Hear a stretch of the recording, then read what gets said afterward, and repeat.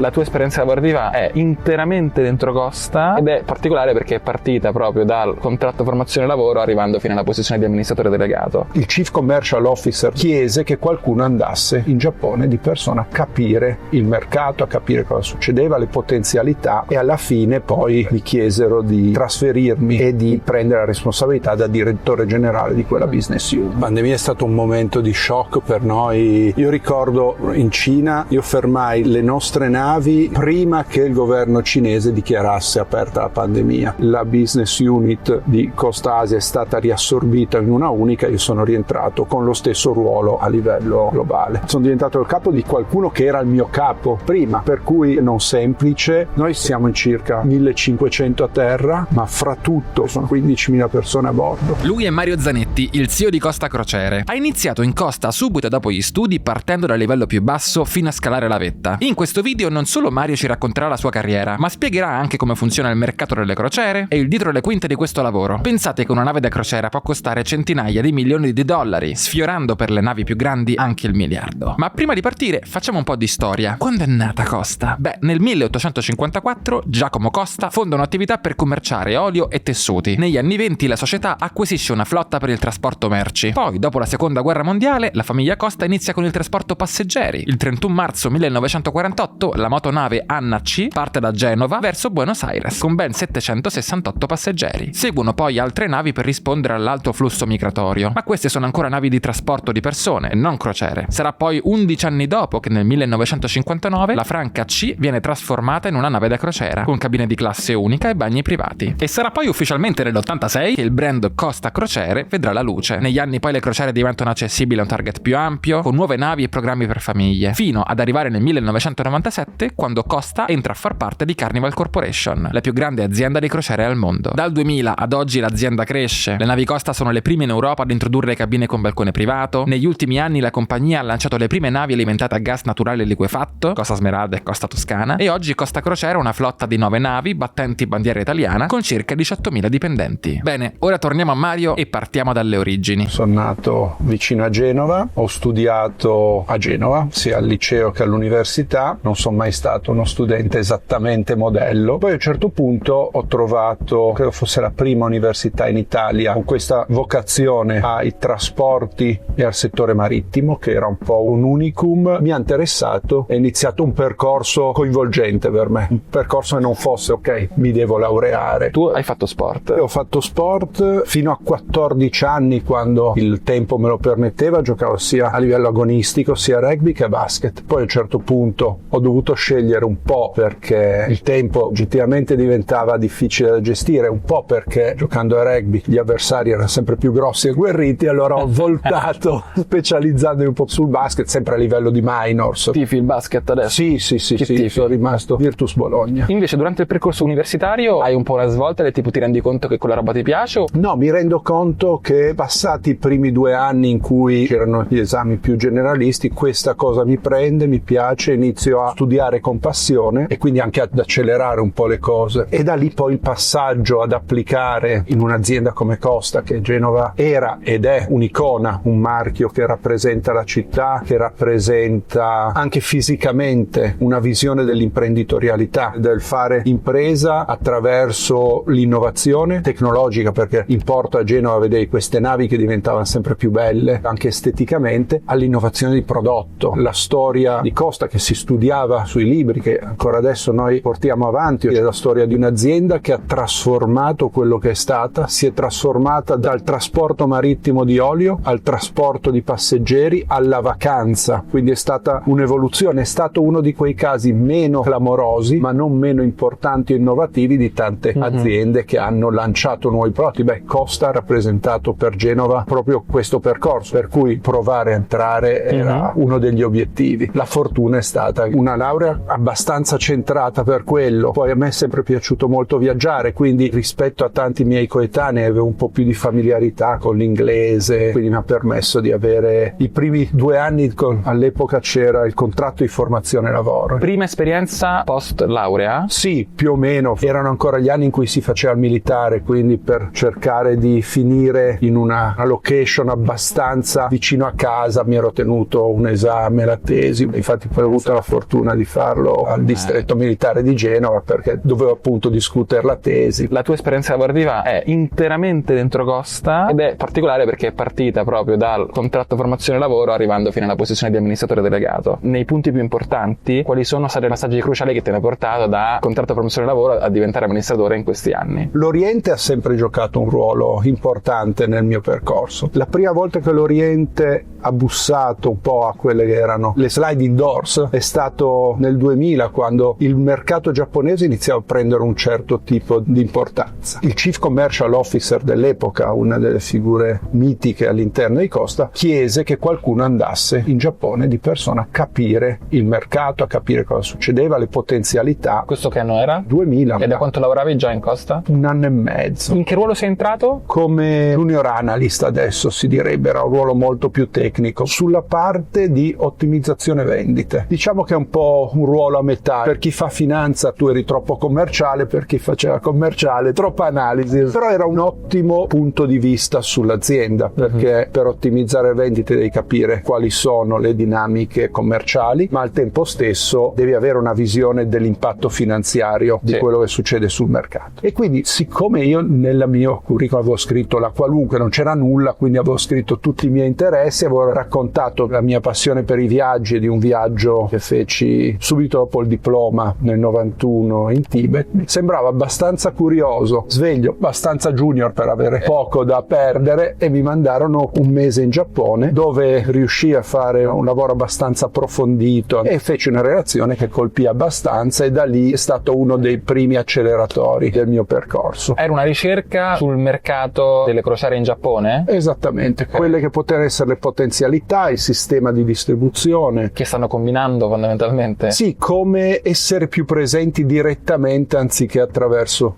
un GSA. E poi l'Asia è ritornata prepotentemente nel 2016, quando il mercato, che però si era spostato molto di più sulla Cina come preponderanza, e nel frattempo Costa aveva deciso che quel mercato era così strategico per cui sarebbe stata una business unit separata, con un marchio che noi qui abbiamo sempre tradotto in Costa Asia. La realtà è che aveva un impronunciabile nome cinese, ovviamente, turbolenze varie, problemi geopolitici, Cina, Corea, per cui fu un anno da tempesta perfetta. Io all'interno del mio percorso avevo continuato a lavorare nella parte analitica, e mi è stato chiesto dapprima di estendere la mia area di responsabilità anche a quella regione del mondo, che in realtà era un brand separato dalla Costa che avevamo qui in Europa, e alla fine poi l'inevitabile fu che mi chiesero di trasferirmi e di prendere la responsabilità da direttore generale di quella business unit. Dove facevi base? Shanghai, un'esperienza fantastica. Le navi partivano dal porto di Shanghai oppure dovevi... Era il porto principale, in realtà avevamo 3 porti: Shanghai, Tianjin e Shenzhen come porti principali, poi avevamo un'operazione in Giappone, perché il fil rouge comunque è rimasto, più o meno 1 settimana al mese la passavo in Giappone. Questa era la nostra base di operazioni, più o meno il 90% del traffico originava in Cina con passeggeri cinesi e c'era il 10%. Certo. Ricapitolando, appassionato di sport, ha trovato la sua strada negli studi navali all'università. Subito dopo ha trovato lavoro in Costa e dopo pochissimo ha subito fatto 1 mese in Giappone, facendosi già notare dall'azienda. Dopo ben 16 anni di carriera è salito a capo di tutta Costa Asia, in Cina, dimostrando di saper gestire un'azienda intera. Vediamo però cosa ha fatto in questi 16 anni per raggiungere questo livello. C'è un altro momento importante che è stato il passaggio proprio culturale in azienda, ma diciamo nell'industry, dall'ottimizzazione vendite a quello che è il revenue management, ovvero avere in azienda una funzione che non solo ottimizza, ma guida e influenza la domanda attraverso advanced analytics e pricing. In seguito all'accelerazione post Giappone ho fatto parte del nucleo aziendale che ha costruito questo department, e ricordo i primi modelli di advanced analytics arrivavano da un data entry infinito su pile di fogli così per costruirsi database, che nel frattempo l'IT, che anche lì iniziava a prendere una forma diversa, dal far funzionare i sistemi a costruire database e modelli che potessero supportare advanced analytics, per cui l'essere al centro di questo nuovo percorso mi ha permesso poi di prendere la piena responsabilità di questo nuovo dipartimento. Il core è facilmente riassumibile: previsioni di vendita, previsioni di flussi di mercato, previsioni di domanda, e in funzione della domanda e del della tua offerta, definire strategie di prezzo, definire livelli di prezzo, e nel percorso c'era chiaramente come la tecnologia potesse supportare tutto questo. Se il prossimo anno mi aspetto che sia un super anno, non vendo biglietti a sconto, al contrario magari ho altre Esattamente, poi, siccome Costa è una multinazionale, hai vari mercati, devi farlo su tutti i mercati. Lo fai sui mercati, devi capire quale mercato ha in un certo momento più domanda e quindi trend migliori. Quindi analisi dati. Sì, Advanced Analytics, modelli statistici. Quindi oggi avete molti più strumenti tra l'altro per farla questa cosa. L'evoluzione è stata pazzesca, dal data entry all'intelligenza artificiale. Ricapitolando, il suo ruolo, quello nel revenue management, è stato sempre più importante, perché di fatti si è occupato sempre di una cosa che ora chiameremmo data analisi, e che se mi seguite sapete che è un settore sempre più importante, che negli ultimi decenni è esploso. Il suo ruolo permeava un po' tutta l'azienda, perché gli ha permesso di avere una visione su tutto. Se prima era solamente il pricing per capire il prezzo giusto dei biglietti, poi è diventato anche il prodotto per capire quali esperienze funzionavano meglio, quali servizi venivano più apprezzati, arrivando fino a occuparsi della parte di management, permeando un po' in tutte le aree dell'azienda. Quindi la sfera poi è diventata abbastanza ampia, e soprattutto credo l'apporto alla vita manageriale dell'azienda, per cui il passaggio successivo è stato avere una responsabilità di un'intera business unit. Mi ha aiutato in questo anche il supporto da parte di Costa nella mia formazione. Nel frattempo ho partecipato a un programma di general management in una delle principali scuole di business mondiali, direi, che è l'INSEAD, e questo è stato un ulteriore acceleratore della formazione, ma anche quello che ho trovato è che queste scuole ti aiutano ad avere più nozioni, però ti aiutano soprattutto a vedere le cose in modo diverso. E il master l'hai fatto grazie a Costa? Sì,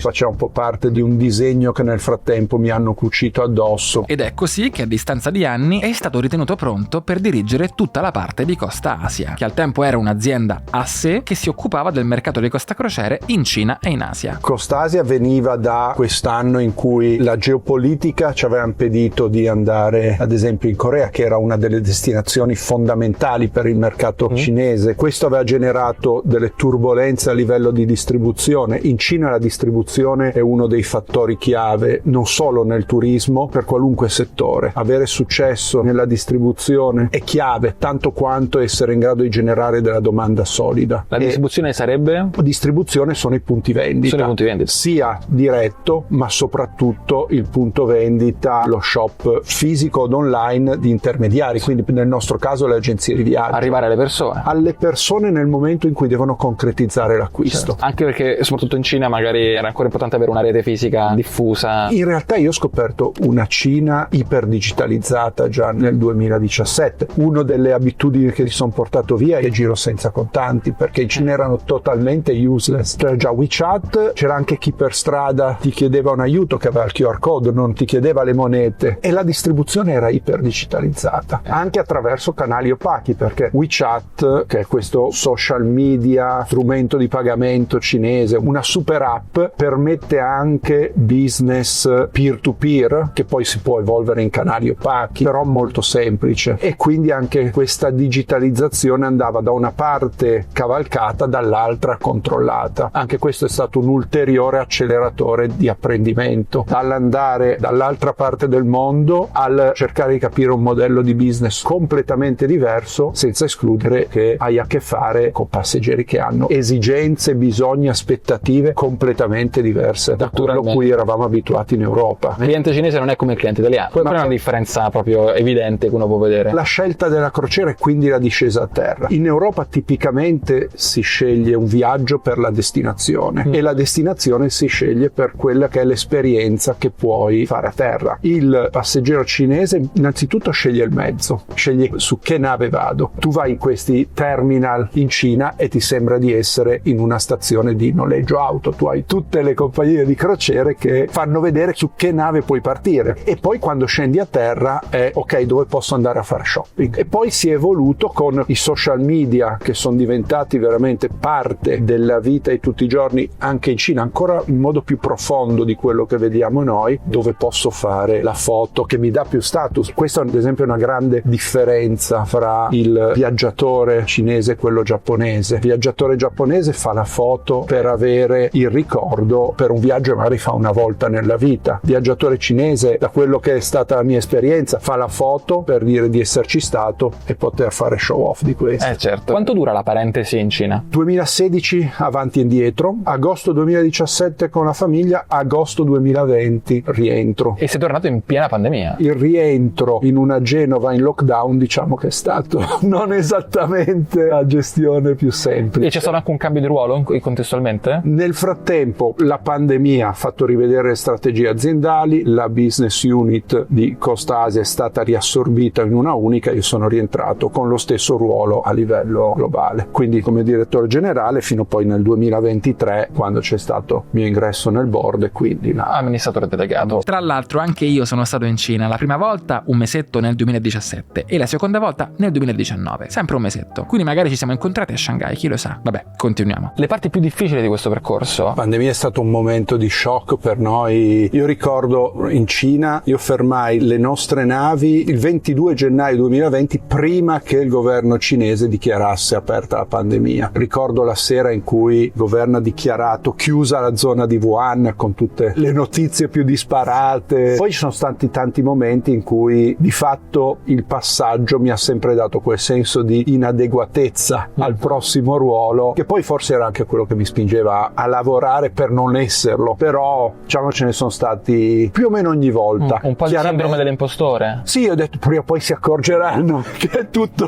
finito.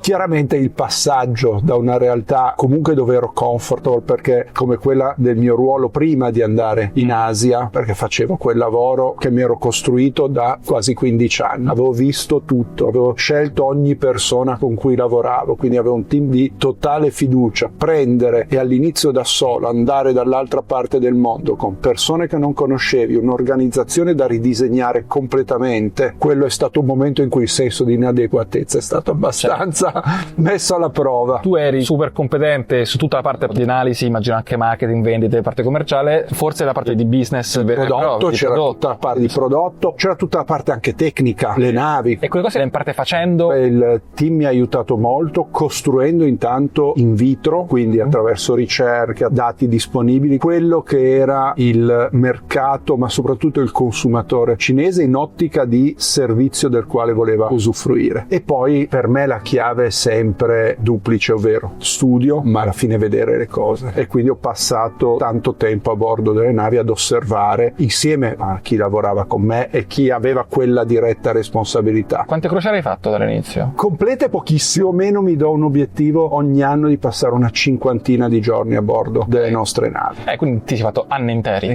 Se più o meno sommiamo. Tornare invece in Europa con lo stesso ruolo ma su un mercato completamente diverso è stato difficile? È stato difficile per il momento. Chiaramente si trattava di far ripartire un'organizzazione in un momento difficile come quello, di ridisegnare anche la nostra presenza sul mercato, ma anche di ricostruire finanziariamente e strategicamente un percorso da zero, quasi come se fossimo una startup. Certo, con la pandemia si ricomincia tutti da capo. Esattamente. Di nuovo ritornare con un team che nel frattempo era diverso da quello che avevo lasciato. Diventavo il capo di tanti miei colleghi. Che magari già ti conoscevano da prima. Sono diventato il capo di qualcuno che era il mio capo prima, per cui non semplice. Devo dire, ho trovato una collaborazione, un'apertura straordinaria, perché tutti dovevamo capire quelli che erano i nostri punti di forza, ma soprattutto nel nuovo contesto cosa dovevamo portare dentro che non avevamo come competenze. Tipo che competenze avete dovuto portare in quel periodo? Abbiamo lavorato su tutte le competenze digitali. Quindi il momento in cui Mario è tornato in Italia è stato cruciale. Costa Asia è stata riassorbita nell'azienda e Mario si è ritrovato, tra virgolette, direttore di tutto. Questo ovviamente in piena pandemia, per cui il business di Costa era completamente da riorganizzare e da reinventare. Se dovessi dirmi ad oggi invece com'è la tua vita da amministratore, quali sono le cose che fai durante la giornata e anche lo stile di management che metti a terra? La giornata inizia presto, non sono particolarmente bravo a dormire. Sveglia, caffè, palestra. Questo è un po' di dopamina, mi aiuta. Anche in nave? Sì, numeri, perché quello è rimasto la prima cosa che guardo. Ok, come sono i numeri delle vendite del giorno prima e quindi della settimana. Poi mi metto un po' al telefono, ci sono le mie 3 o 4 vittime preferite delle mie chiamate in funzione delle mail della notte, dei numeri, e poi si inizia a lavorare. La notte arrivano mail perché voi avete navi che spesso sono anche su fusi orari completamente diversi. Assolutamente. E dormi sogni tranquilli? Perché per esempio quando vado all'estero negli Stati Uniti dormo male perché so che appena mi sveglierò avrò un muro di mail. Dormo sonni tranquilli, grosso sì, ma se non dormo non è per le mail qualche aspetto, nel senso che una delle nostre caratteristiche è forse uno degli elementi che abbiamo costruito negli ultimi anni di avere un team molto forte, molto solido. C'è un ottimo livello di trust fra di noi. Quanti riporti diretti hai? Direi 9. Chief Commercial, quindi marketing, vendite, Chief Corporate che ha a suo riporto a sua volta Finance,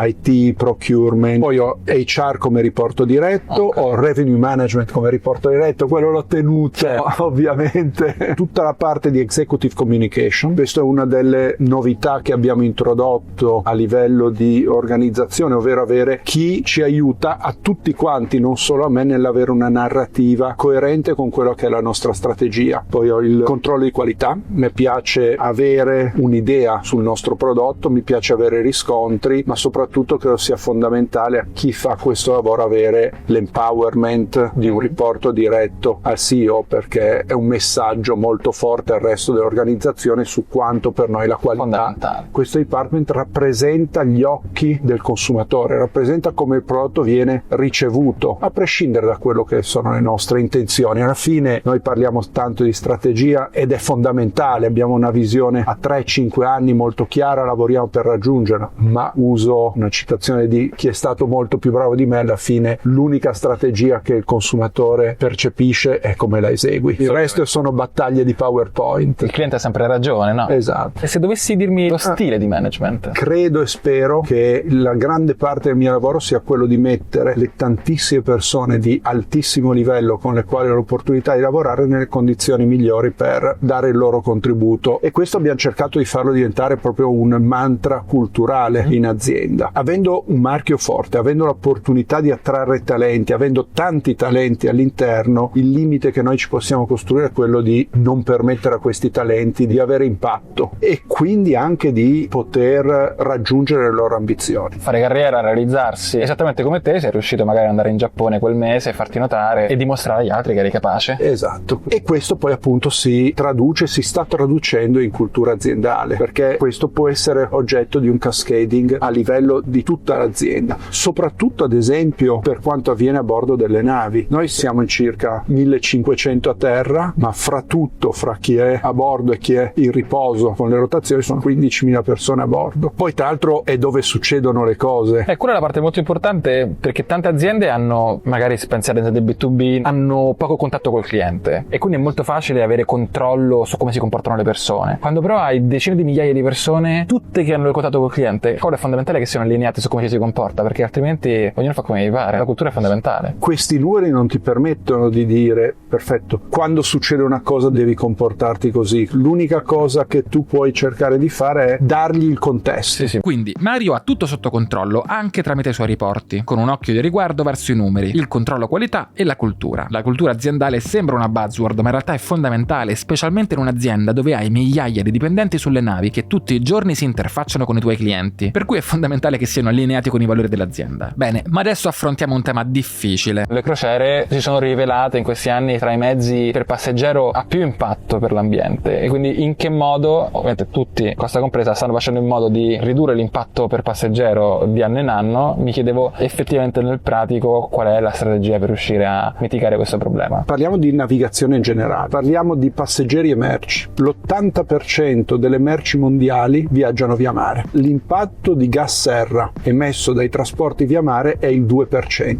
Di questo 2% chiaramente le crociere sono una piccolissima parte, quindi numericamente l'impatto è nella realtà molto limitato. Poi è vero che tra l'altro il mondo delle crociere è stato sempre all'avanguardia in quello che è la sensibilità su temi ambientali. Ti faccio il nostro esempio: Costa ha redatto il primo bilancio di sostenibilità certificato nel 2007, quando la sostenibilità non era neppure di moda, nessuno parlava di questi temi. Noi da lì abbiamo iniziato quel percorso, e anche all'interno di un mondo come quello dello shipping marketing in cui i numeri dicono che l'impatto è quello di un certo tipo, il mondo delle crociere in realtà è sempre stato all'avanguardia nell'innovazione tecnologica. Oggi una nave da crociera è grande, porta tanti passeggeri, però al suo interno è una città che ha degli standard che a terra sono irripetuti e quasi irripetibili. Ti faccio anche qui alcuni esempi. Le nostre navi hanno un'indipendenza idrica circa il 90%, ovvero producono l'acqua potabile che utilizzano quasi interamente, e nel momento in cui quest'acqua viene comunque rilasciata subisce dei processi di depurazione che la rendono potabile prima ancora che venga restituita. A bordo delle navi c'è il 100% della separazione dei rifiuti. Sappiamo che le città in Italia, ad esempio, più virtuose arrivano al 70% all'incirca. Un altro grande tema che è una percezione diversa dalla realtà riguarda quello del cibo, no? I rifiuti alimentari per persona a bordo di una nave sono circa del 20% inferiori a quelli che tutti noi produciamo a terra. Può sembrare sorprendente, ma la realtà è che è ovvio. Noi quando andiamo a fare la spesa non abbiamo dei modelli predittivi che ci dicono cosa dovremo cucinare e cosa mangeremo nel prossimo mese. Qua ce li abbiamo, non abbiamo macchinari che eliminano gli sprechi nella lavorazione del cibo. Qui ce li abbiamo. Negli anni questo è diventato un mondo che ha fatto dell'efficienza e quindi delle pratiche di sostenibilità parte del nostro business. Poi c'è chiaramente la propulsione, che è uno degli elementi sui quali si fa più attenzione, ma anche sui quali si investe di più. In questo momento siamo a bordo di una nave che è stata la prima di un ordine di navi che Carnival Corporation ha fatto a gas naturale liquefatto, che è la tecnologia al momento di transizione, non è una tecnologia di arrivo ancora, però quella che permette di abbattere il particolato, tutta una serie di elementi inquinanti meglio di qualsiasi altro. Questa è una nave che è pronta a ricevere bio o i fuel che arrivano da lavorazioni biologiche oppure sintetiche. Queste sono navi che, come tutte le navi non solo della nostra flotta ma della flotta crocieristica mondiale, una nave su due è pronta a collegarsi quando è in porto alla rete terrestre. Dei porti mondiali circa il 3% è pronto, dei porti del Mediterraneo ce n'è uno pronto. Quindi la sostenibilità per il nostro mondo è diventato un modello di business. La tecnologia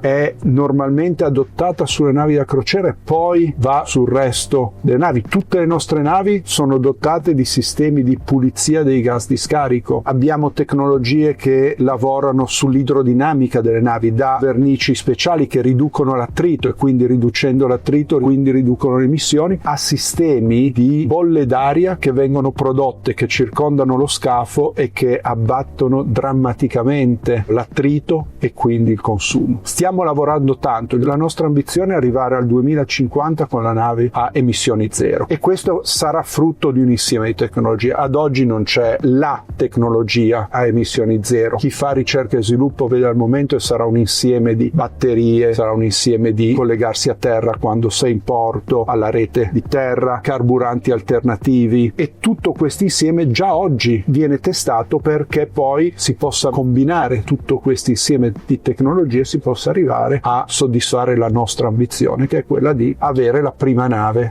ad emissioni zero. Il tuo lavoro immagino sia anche tanto la parte di rapporto con gli investitori, quindi riportare i dati. Come funziona quella parte là? Il mio capo, se vogliamo dire così, è il CEO di Carnival Corporation, che quindi fa parte del board. Poi c'è un rapporto anche abbastanza diretto con il chairman Mickey Harrison, che anche insieme al papà è fondatore di Carnival Corporation, insieme a Ted Harrison, che è chi ha effettivamente fondato Carnival Corporation. E poi ci sono momenti di interazione col board, che invece è un numero di persone più grande, al quali racconti la tua strategia, racconti come stai percorrendo quello che è la direzione che hai disegnato e che loro ti hanno approvato. Devi chiaramente raccontare come gli investimenti che loro ti assegnano creano un ritorno, creano valore per gli investitori. Quindi questa è una parte non semplicissima come immagini, ma è altrettanto interessante e arricchente. La parte personale, come riesci a bilanciarla col lavoro? Immagino sia un lavoro molto importante che ti porta appunto 50 giorni all'anno in nave, e come gestisci la famiglia, ma non solo, anche gli hobby, lo sport e tutto il resto. Diciamo che facciamo un bel lavoro di squadra. Il bilanciamento poi credo che sia legato a quanto mi piace quello che faccio, quanto mi prende, quanto mi coinvolge, per cui mi ritaglio sicuramente dei momenti in cui evidentemente non sei nel lavoro, quello fa parte anche di temi di igiene mentale, no? Questi momenti sono tanto importanti quanto poi vivere a pieno quella che è la vita lavorativa tutti i giorni. Poi lavorando su più fusi orari, come immagini, è complicato, ma la fortuna di essere coinvolto in quello che faccio fa sì che il bisogno giornaliero di avere un bilanciamento in realtà è superato dall'ingaggio che ho nel lavoro e da quanto mi piace quello che faccio. Okay. A parte questo settore, qual è il tuo settore preferito? Cioè, se non avessi fatto questo percorso, quale avresti voluto fare? Il rugbista o il cestista? Decisamente giocato a basket.